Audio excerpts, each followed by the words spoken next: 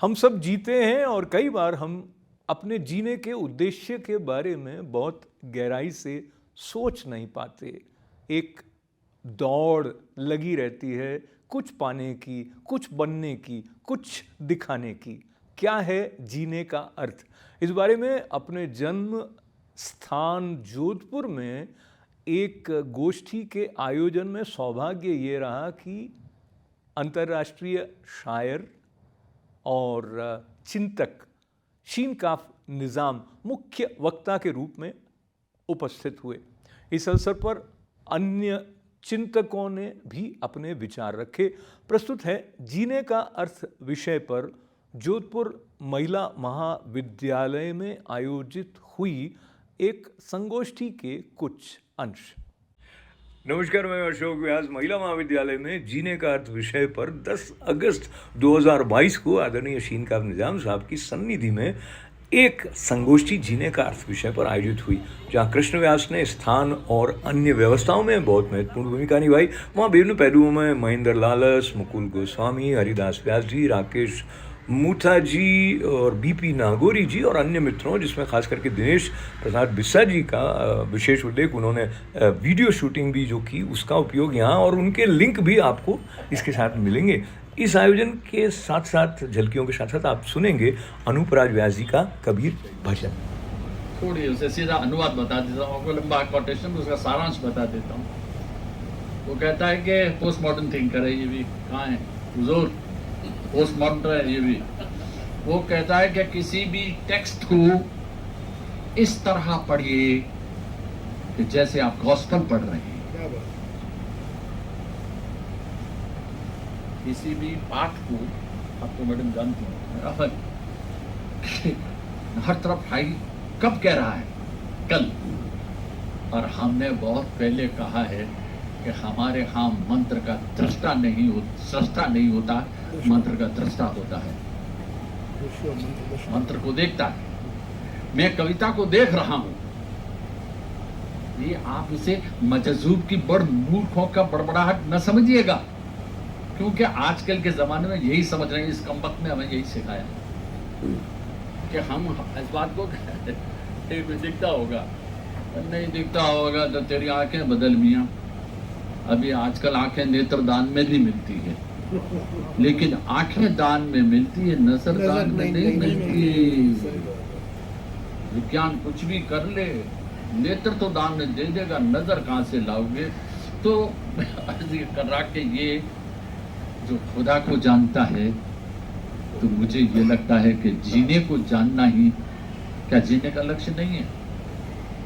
उसमें सारा आ जाता है, आपकी तमाम फिलॉसफी, इकोनॉमिक्स, आपका तमाम वाद, अस्तित्ववाद, ये मार्क्सवाद, समाजवाद, फलावाद, परिवारवाद, सारा, क्योंकि वो सब जीना एक नहीं है। और ताज्जुब ये है कि इस जमाने में जब एक आदमी 5-7 बरस तक डॉक्टरेट पढ़ता, मेडिकल साइंस पढ़ता है, उसके बाद भी अगर आँख के डॉक्टर को ये कहूँ कि सरकार नजला बहुत हो रहा है, कि यार किसी डॉक्टर को, अरे साहब आपने भी तो 5-7 साल अपनी उम्र के ज़ाया किया, खाऊं तेरी आंख में कोई प्रॉब्लम हो तो मुझे क्या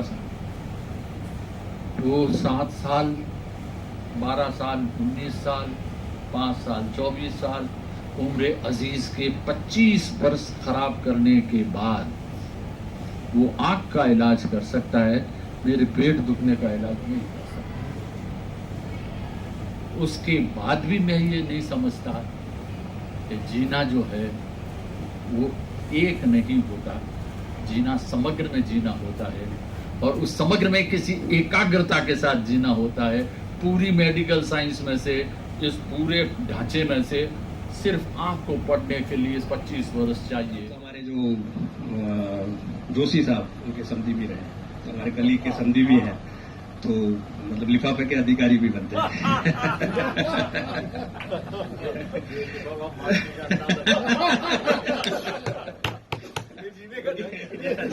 ये जीने का अर्थ है, व्यवहारिक पक्ष है, जीने का भी एक व्यवहारिक पक्ष है।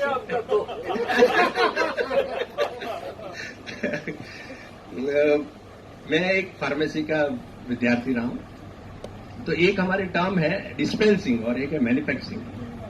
तो जो डिस्पेंसिंग होती है वो पेशेंट स्पेसिफिक होती है। तो मेरा अपना ये मानना है कि हर किसी का जीवन, हर व्यक्ति अपने आप में एक अलग है, इसलिए हर व्यक्ति के लिए अपने जीवन जीने का ढंग अलग अलग होगा। हम इसको जेनरिक टर्म में नहीं स्थापित कर सकते कि जो मेरे जीवन जीने का ढंग है या मेरे जीवन जीने का जो उद्देश्य है वो सभी के जीवन जीने का उद्देश्य हो, ऐसा मेरा मानना है कि ऐसा नहीं हो सकता, क्योंकि हर व्यक्ति अलग अलग है। जैसे आपकी जो अंगूठे हैं, अंगुलियां हैं, उसके फिंगरप्रिंट्स नहीं मिल सकते, इसलिए इसी तरह से किसी भी दो व्यक्ति एक हो ही नहीं सकते, और जब दो व्यक्ति एक नहीं हो सकते तो उनके जीवन जीने का उद्देश्य, उनके जीवन जीने का ढंग एक नहीं हो सकता। 39 ईयर्स मैं लाचू कॉलेज में रहा, और जो हमारे संस्थापक मथुरादास जी माथुर, वो ये कहते थे कि आप, उनका एक ध्येय था और वो हमने उसमें लिखा भी है कि आप एक अच्छे डॉक्टर बने, अच्छे इंजीनियर बने, अच्छे फार्मासिस्ट बने, लेकिन उसके पहले एक अच्छे नागरिक बने।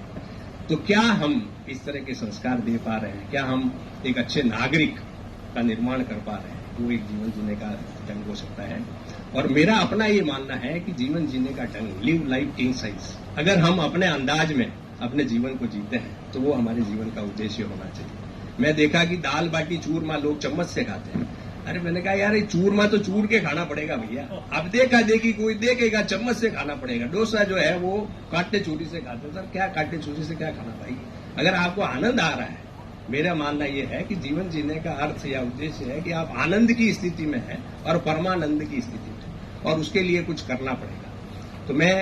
तो हम जब फिजिकल हेल्थ एजुकेशन की बात करते हैं तो physical health, mental health and आध्यात्मिक हेल्थ, तीसरा जो आयाम है वो आध्यात्मिक स्वस्थता, स्पिरिचुअल हेल्थ। और स्पिरिचुअल हेल्थ का मेरा जो अपना मानना है, एक तो वर्ड है आसक्ति और एक वर्ड है आस्था। तो जो वस्तु में आसक्ति है वो तो है लोभ, व्यक्ति में आसक्ति है मोह, और स्वयं में आसक्ति है अहंकार। और अगर हम इस आसक्ति का रूपांतरण आस्था में कर देते हैं, प्रभु के प्रेम में चले जाते हैं, तो अगर वस्तु में आसक्ति हट गई, अगर लोभ हट गया, तो लाभ और हानि से हम ऊपर उठ जाते हैं। मोह हट जाता है तो हम संयोग और वियोग से ऊपर उठ जाते हैं। और अगर हम अहंकार से हट जाते हैं तो हम सम्मान और अपमान से ऊपर उठ जाते हैं। और इस आस्था का रूपांतरण हम आसक्ति का रूपांतरण हम आस्था में कर देते हैं, तो प्रभु प्रेम हो जाता है और वो व्यापक हो जाता है। और प्रेम है, एक तत्व है, प्रेम एक भाव है, करुणा एक भाव है, दया एक भाव है, आनंद एक भाव है। तो जो स्थूल शरीर है उसमें तो व्याधि है, सूक्ष्म शरीर में विकार है, और जो कारण शरीर है, जो भावों का शरीर है, भाव प्रदान जब हो जाते हैं, और भाव प्रदान होने के लिए मेरा अपना ये मानना है कि ज्ञान का हेतु ध्यान है और बोध का हेतु ज्ञान है।